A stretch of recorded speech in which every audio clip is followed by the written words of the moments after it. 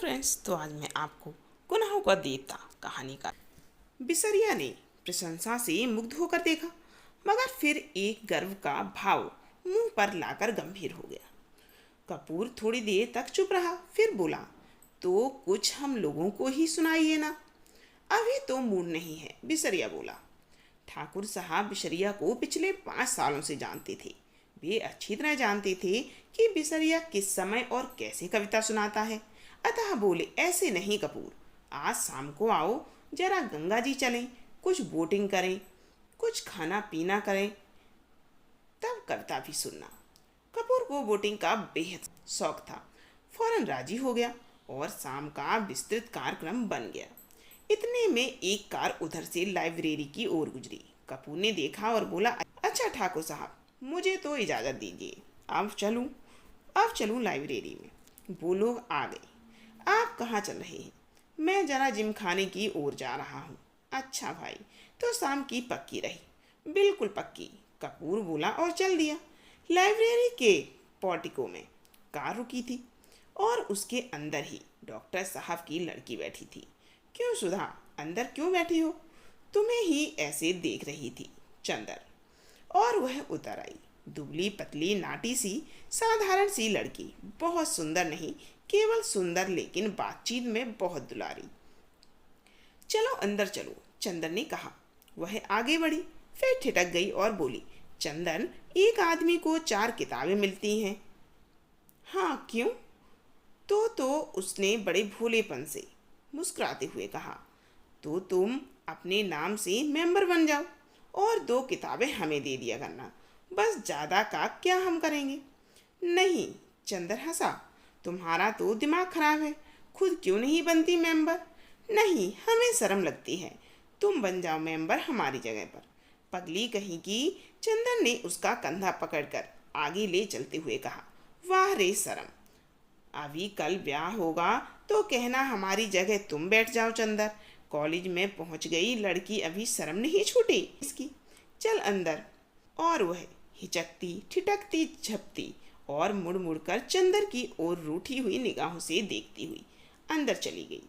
थोड़ी देर बाद सुधा 4 किताबें लादे हुए निकली। कपूर ने कहा, लाओ मैं ले लूं, तो बांस की पतली टहनी की तरह लहरा कर बोली, सदस्य मैं हूँ, तुम्हें क्यों दूँ किताबें? और जाकर कार के अंदर किताबें पटक दी। फिर बोली, आओ बैठो चंदर, मैं अब घर जाऊंगा। ओह, यह देखो। और उसने भीतर से कागजों का एक बंडल निकाला और बोली, देखो, यह पापा ने तुम्हारे लिए दिया है। लखनऊ में कॉन्फ्रेंस है ना, वहीं पढ़ने के लिए यह निबंध लिखा है। उन्होंने कहा शाम तक यह टाइप हो जाना चाहिए।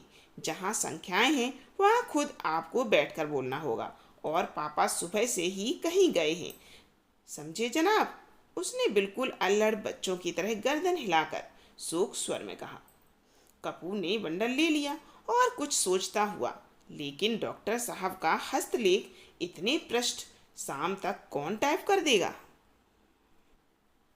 इसका भी इंतजाम है। और अपने ब्लाउज में से एक पत्र निकालकर चंदर के हाथ में देती हुई बोली, यह कोई पापा की पुरानी ईसाई छात्रा है, टाइपिस्ट, इसके घर में तुम्हें पहुंचाए देती हूँ।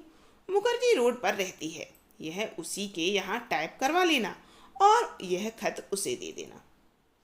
लेकिन अभी मैंने चाय नहीं पी, समझ गए? अब तुम सोच रहे होगे कि इसी बहाने सुधा तुम्हें चाय भी पिला देगी। सो मेरा काम नहीं है जो मैं चाय पिलाऊं, पापा का काम है, यहाँ चले आओ। चंदर जाकर भीतर बैठ गया और किताबें उठाकर देखने लगा। अरे, 4 कविता की किताबें उठा लाई, समझ में आएगी तुम्हारे? क्यों सुधा? नहीं, चिढ़ाते हुए सुधा बोली, तुम कहो, तुम्हें समझा दें। इकोनॉमिक्स पढ़ने वाले क्या जाने साहित्य। अरे, मुखर्जी रोड पर ले चलो। ड्राइवर, चंदन बोला, इधर कहाँ चले जा रहे हैं? नहीं, पहले घर चलो। सुधा बोली, चाय पी लो तब जाना। नहीं, मैं चाय नहीं पीऊँगा, चंदर बोला। चाय नहीं पीऊँगा? वाह वाह। सुधा की हंसी में दूधिया बचपन छलक उठा। मुंह उठाकर तो सूख कर गोभी हो रहा है, चाय नहीं पिएंगे। बंगला आया तो सुधा ने महाराजन से चाय बनाने के लिए कहा और चंदर को स्टडी रूम में बिठाकर प्याले निकालने के लिए चल दी।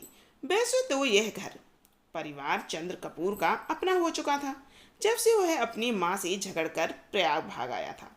पढ़ने के लिए यहाँ आकर बीए में भर्ती हुआ था और कम खर्च के ख्याल से चौक में एक कमरा लेकर रहता था। तभी डॉक्टर शुक्ला उसके सीनियर टीचर थे और उसकी परिस्थितियों से अवगत थे। चंदर की अंग्रेजी बहुत ही अच्छी थी और डॉक्टर शुक्ला उससे अक्सर छोटे छोटे लेख लिखवाकर पत्रिकाओं में भिजवाते थे। उन्होंने कई पत्रों के आर्थिक स्तंभ का काम चंदर को दिलवा दिया था और उसके बाद चंदर के लिए डॉक्टर शुक्ला का स्थान अपने संरक्षक और पिता से भी ज़्यादा हो गया था। चंदर शर्मीला लड़का था, बेहद शर्मीला। कभी उसने यूनिवर्सिटी के वजीफे के लिए भी कोशिश ना की थी, लेकिन जब बीए में वह सारी यूनिवर्सिटी में प्रथम आया तब स्वयं इकोनॉमिक्स विभाग ने उसे यूनिवर्सिटी के आर्थिक प्रकाशनों का वैतनिक संपादन बना दिया था। एमए में भी वह सर्वप्रथम आया और उसके बाद उसने रिसर्च ले ली। उसके बाद डॉक्टर शुक्ला यूनिवर्सिटी से हटकर ब्यूरो में चले गए थे।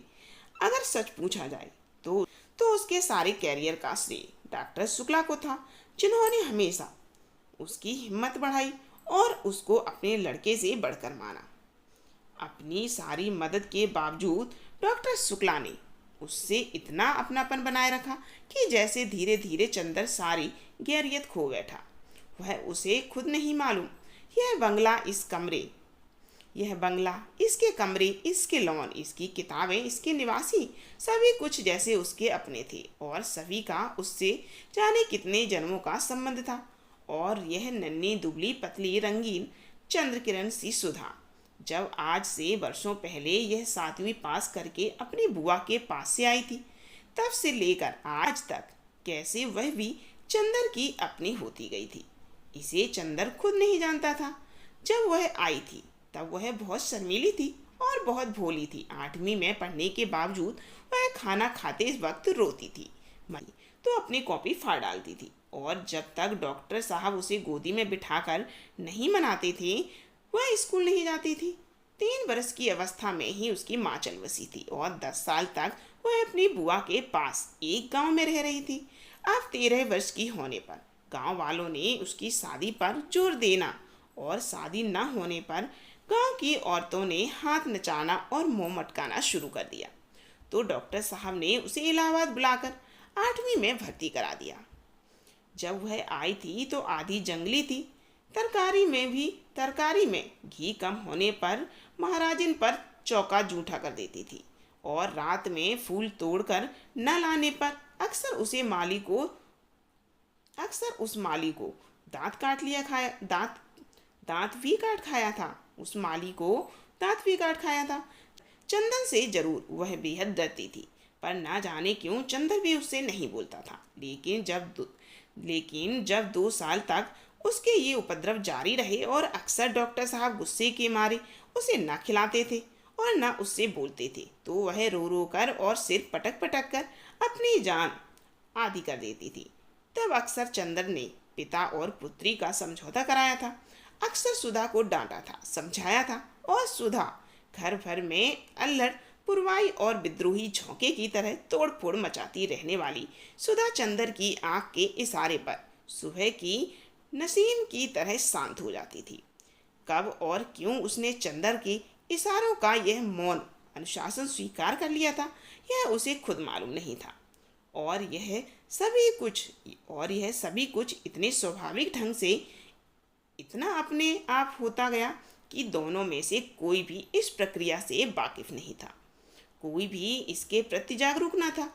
दोनों का एक दूसरे के प्रति अधिकार और आकर्षण इतना स्वाभाविक था कि जैसे शरद की पवित्रता या सुबह की रोशनी।